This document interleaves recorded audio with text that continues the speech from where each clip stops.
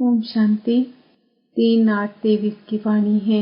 मीठे बच्चे, याद की यात्रा में टाइम देते रहो तो विकर्म विनाश होते जाएंगे। सबसे ममत्व मिट जाएगा, बाप के गले का हार बन जाएंगे। प्रश्न, गॉड फादर द्वारा तुम बच्चे किन 2 शब्दों की पढ़ाई पढ़ते हो? उन 2 शब्दों में कौन सा राज समाया हुआ है?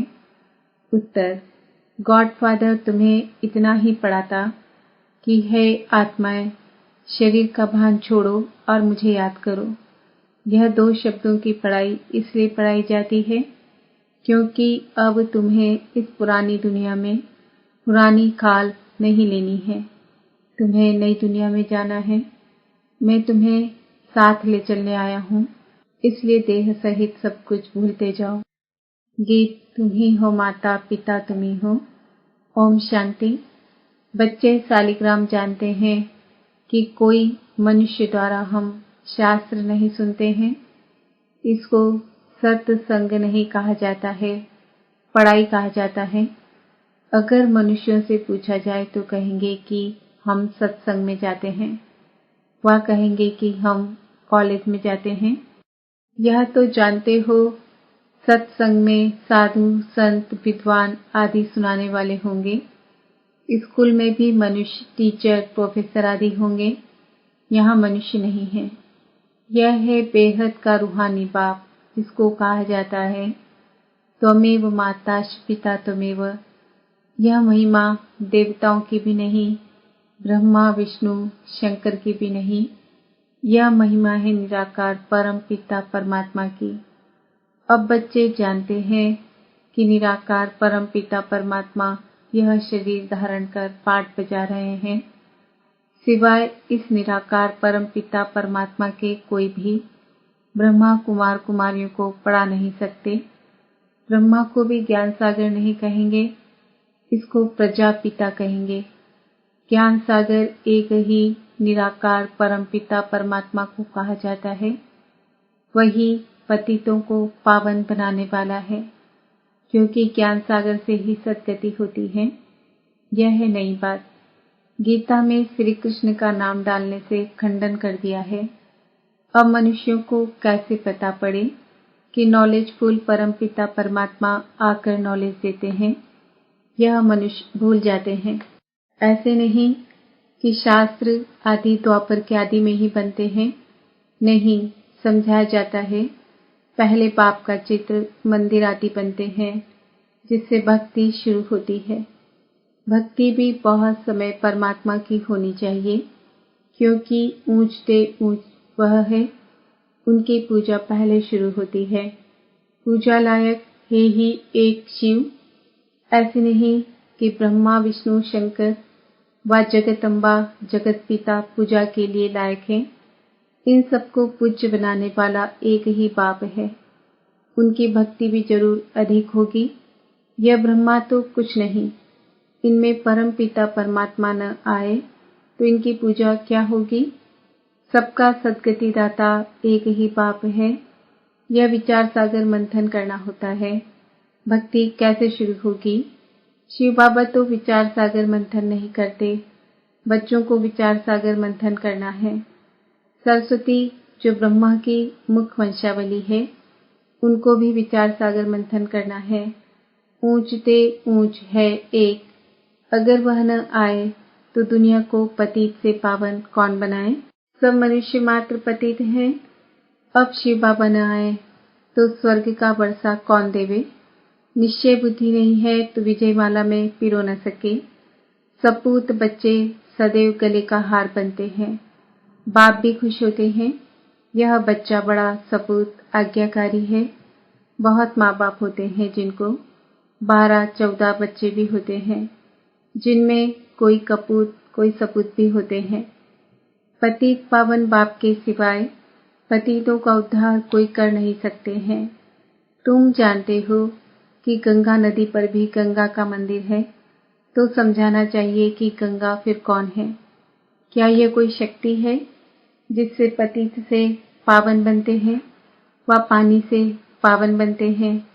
बाप कहते हैं कि गंगा पतित पावनी नहीं, सिवाय योग के कोई भी पावन बन नहीं सकते। इसलिए तुम्हें कोई गंगा स्नान नहीं करना है।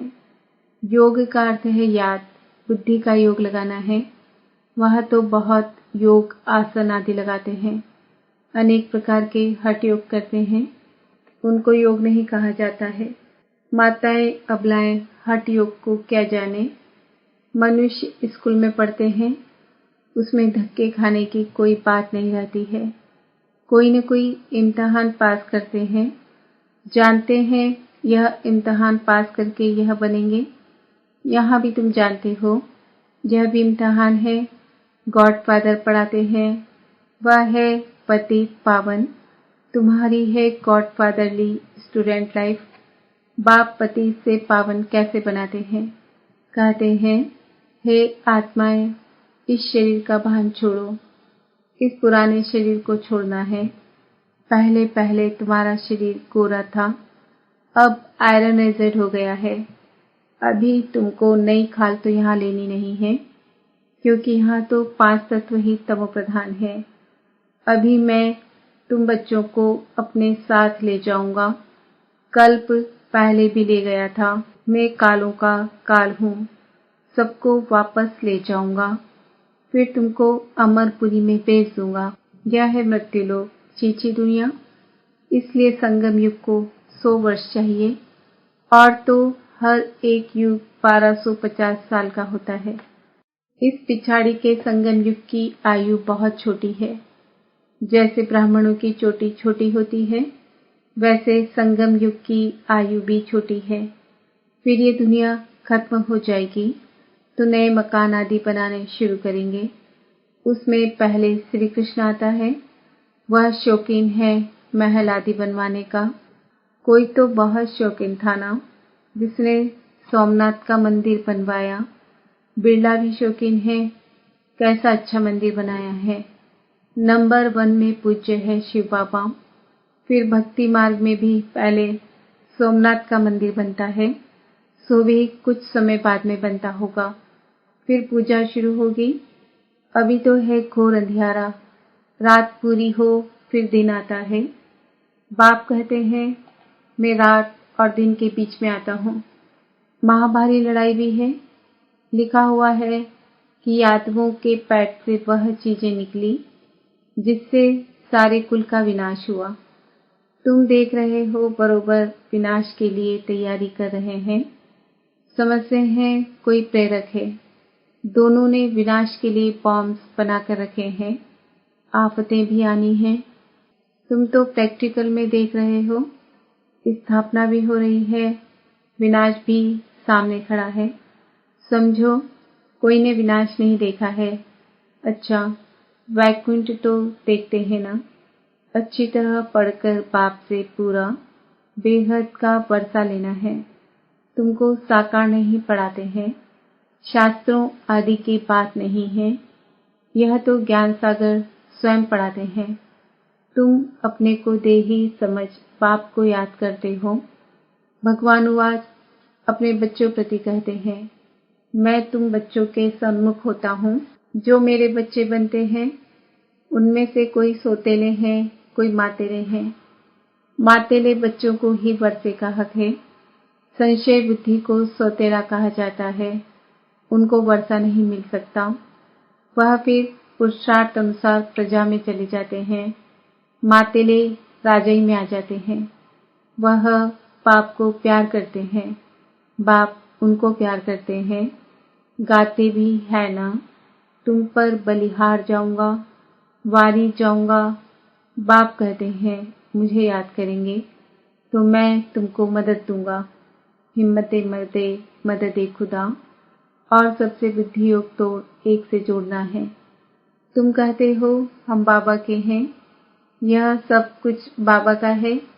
बाबा को हम ककपन देते हैं और बदले में स्वर्ग के बेहद की बादशाही का वर्षा लेते हैं। इस पुरानी देह से हमारा ममत्व नहीं है। यह तो तमो प्रधान रोगी शरीर है। हमारे पास और क्या है? मनुष्य मरते हैं, सब कुछ छूट जाता है, फिर उनका सब कुछ करनी घोर को दिया जाता है। हम सब कुछ आपको देते हैं। ममत्व मिटाने के लिए हम निरंतर बाबा को याद करने का पुरुषार्थ करते हैं। माया फिर विघ्न डालती है, इसलिए धीरे धीरे जितना मेरी याद में टाइम देते रहेंगे तो विकर्म विनाश होंगे, वही मेरे गले का हार बनेंगे। कितना सहज समझाते हैं। बाप समझाते हैं, यह रथ भी ड्रामा अनुसार मेरा मुकर्रर किया हुआ है और किसी में मैं आ भी नहीं सकता हूँ। तुम भी कहते हो बाबा, कल्प पहले भी हम आपसे इस ही मकान में इसी ड्रेस में मिले थे और आपसे वर्षा लिया था, तो कितना सहज है। बाप कहते हैं कि सिर्फ मुझे याद करो और कोई भी तरफ बुद्धि न जाए।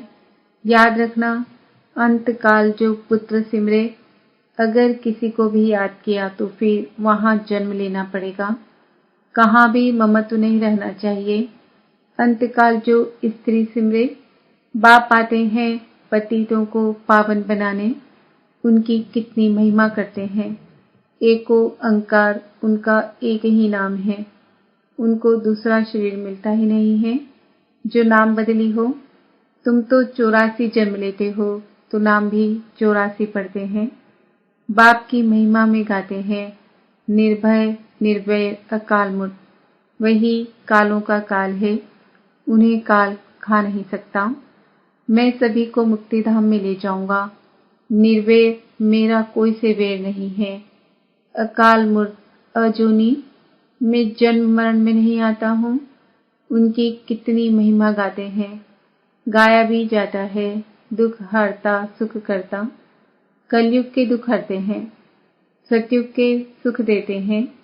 बच्चे जानते हैं भारत में सतयुग में जीवन मुक्ति थी, बाकी सभी आत्माएं शांति धाम में थी। याद पड़ता है ना, तो जरूर बाप जब संगम पर आए तब सभी को शांति धाम ले जाए और तुमको फिर सुख धाम भेज दें। कितनी सहज बात है, परंतु माया ऐसी है जो यहाँ से बाहर गया तो भूल जाएंगे। जैसे गर्भ जेल में धर्मराज के द्वारा तुमको सजा दिलाता हूँ, त्राही त्राही करते हो कि हम माफी मांगते हैं, फिर ऐसे पाप नहीं करेंगे। बाहर निकलने से फिर भी पाप करने लग पड़ते हैं। यह है ही माया का राज्य। सतयुग त्रेता में माया होती नहीं, वहां तो सुख ही सुख रहता है। अभी तुम पढ़ रहे हो, इसमें घर बार छोड़ने की बात नहीं। बाप कहते हैं, देह सहित सब कुछ भूल जाओ। तुम्हारा यह बेहद का सन्यास है। उन सन्यासियों का है हद का सन्यास। जंगल में जाकर फिर लौट आते हैं शहर में, नाम कितने बड़े बड़े रखवाते हैं। बाप कहते हैं, मैं कितना सहज समझाता हूँ। बुढ़ियाएं कितनी हैं, कहती है हमको धारणा नहीं होती। अच्छा, यह तो जानती हो कि परमात्मा पढ़ाते हैं। वह कहते हैं सिर्फ मुझे याद करो, इसमें तो कोई तकलीफ नहीं है। अभी हमने 84 का चक्र पूरा किया है। यह हुआ स्वदर्शन चक्र। आत्मा को चक्र का दर्शन होता है, यहाँ ही निरोगी काया बनती है। चक्र को जानने से तुम ऊंच पद पाएंगे। इसलिए बाबा कहते हैं कि स्वदर्शन चक्रधारी बनो। कितना सहज समझाते हैं। सहज याद, सहज सृष्टि चक्र, कोई तकलीफ नहीं। यह है सच्ची कमाई। बाकी धन माल तो सब खत्म हो जाना है, सब छूट जाता है। सागर को उथल खानी है, नेचुरल कैलेमिटीज भी आनी है। भारत सचखंड था और कोई भी खंड नहीं था। भारत है शिव बाबा की जन्मभूमि, बड़े ते बड़ा तीर्थ है। भारत में ही सोमनाथ का मंदिर कितना अच्छा बना हुआ है। अभी तो ढेर के ढेर बनाते हैं। बाबा कहते हैं कि इस समय की शादी पूरी बर्बादी है। शिव बाबा से सगाई पूरी आबादी है। शिव बाबा साजन भी है, स्वर्ग में भेज देते हैं। तुम यहाँ आए हो, जानते हो हम यहाँ बरोबर नर से नारायण, नारी से लक्ष्मी बनेंगे। ऐसे नहीं कि पुरुष जाकर पुरुष ही बनेंगे, बदलते रहते हैं। कोई चोला पुरुष का, कोई स्त्री का। फिर सतयुग से त्रेता कैसे बनता है वह भी समझाया गया है। अभी तुम बच्चों को नॉलेजफुल गॉड फादर पढ़ाते हैं। मनुष्य तो फादर, टीचर, सदगुरु हो न सके। फादर और टीचर हो सकते हैं, गुरु हो नहीं सकते हैं। सो भी वह जिस्मानी विद्या। यह बाबा तो एकदम स्वर्ग का मालिक बनाते हैं। कोई भी बात न समझो तो 1000 बार पूछो। अच्छा, मीठे मीठे सिक्के हृदय बच्चों प्रति माता पिता बाप दादा का याद, प्यार और गुड मॉर्निंग। रूहानी बाप की रूहानी बच्चों को नमस्ते। हम रूहानी बच्चों की रूहानी बाप दादा को याद, प्यार, गुड मॉर्निंग, नमस्ते, ओम शांति। धारणा के लिए मुख्य सार। सपूत आज्ञाकारी बन विजय माला में पिरोना है। बाप को अपना कखपन दे, बलिहार हो सबसे ममत्व मिटा देना है। अंतकाल में एक बाप ही याद रहे, उसके लिए और सबसे बुद्धि योग तोड़ निरंतर बाप की याद में रहने का पुरुषार्थ करना है। वरदान। सर्व खजानों को स्वयं में समाकर दिल शिकस्तपन व ईर्ष्या से मुक्त रहने वाले सदा प्रसन्न चित्त भव। बाप दादा ने सभी बच्चों को समान रूप से सब खजाने दिए हैं, लेकिन कोई उन प्राप्तियों को स्वयं में समा नहीं सकते। वह समय पर कार्य में लगाना नहीं आता तो सफलता दिखाई नहीं देती। फिर स्वयं से दिल शिकस्त हो जाते हैं। सोचते हैं शायद मेरा भाग्य ही ऐसा है। उन्हें फिर दूसरों की विशेषता व भाग्य को देख ईर्ष्या उत्पन्न होती है। ऐसे दिल शिकस्त होने व ईर्ष्या करने वाले कभी प्रसन्न नहीं रह सकते। सदा प्रसन्न रहना है तो इन दोनों बातों से मुक्त रहो। स्लोगन। स्वार्थ के बिना सच्चे दिल से सेवा करने वाले ही स्वच्छ आत्मा है। आज का सवाल है, मैं आत्मा सदा प्रसन्न चित्त हूँ।